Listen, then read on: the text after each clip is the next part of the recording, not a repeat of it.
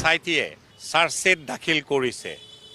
আপোনালোকৰ চতুৰ্থ স্তম্ভৰ জৰিয়তে আমি যি বাতৰি আহিছে আমাৰ হাতলৈ তাৰ পৰা এইটো কথা স্পষ্ট স্বচ্ছ আৰু নিকা যে 4জন ব্যক্তিৰ বিৰুদ্ধে যিসকল ব্যক্তি ইতিমধ্যে একিউজ হিচাপে তেখেতক গ্ৰেপ্তাৰ কৰা হৈছে আৰু তেখেতকৰ 4জন ব্যক্তিৰ বিৰুদ্ধে 103 ধাৰা আৰোপ কৰিছে।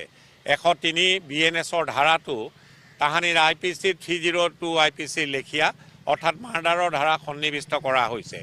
সেই ব্যক্তিকেইজন হ'ল শ্যামকানু মহন্ত, সিদ্ধাৰ্থ শৰ্মা, অমৃত প্ৰভা মহন্ত আৰু শেখৰজ্যোতি গোস্বামী।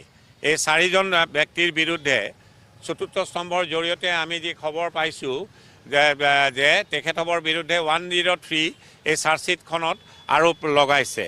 103 BNS নিশ্চিতভাৱে মাৰ্ডাৰৰ সংলগ্ন ধাৰা অৰ্থাৎ মাৰ্ডাৰ কৰিলে যি ধাৰা সন্নিৱিষ্ট হ'ব লাগে সেই ধাৰাটো সন্নিৱিষ্ট কৰিছে আৰু তাৰ ট্ৰায়েলৰ অন্তত যদি দোষী সাব্যস্ত হয় মৃত্যুদণ্ডৰে তেনে ব্যক্তি দণ্ডিত হ'ব পাৰে বা যাৱজ্জীৱন কাৰাদণ্ডৰে দণ্ডিত হ'ব পাৰে, লগতে ফাইনৰ বিধানো আছে।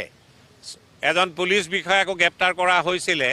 তেখেতৰ বিৰুদ্ধে যি ধাৰা আৰোপ কৰিছে সেই ধাৰাটো হৈছে Section 105 of the BNS, culpable homicide not amounting to murder।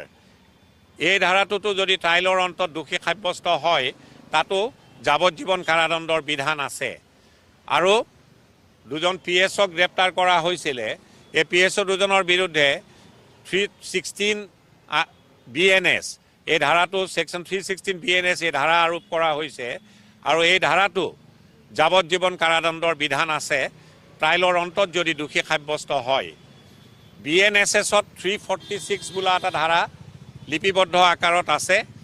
Intention of the legislature was clear যে 346ত লিপিবদ্ধ আকাৰত এই ধাৰাটোত কোৱা হৈছে যে গুৰুত্বপূৰ্ণ গোচৰ এনেধৰণৰ গোচৰবিলাকৰ যি দৈনন্দিন ট্ৰায়েল প্ৰক্ৰিয়া সেইটো দৈনন্দিন ভিত্তিত হ'ব লাগে আৰু এনে গোচৰত সাধাৰণতে এডজনমেণ্ট বিচাৰিলে ডিফেন্সেই হওক বা প্ৰচিকিউশ্যনেই হওক এডজনমেণ্ট সাধাৰণ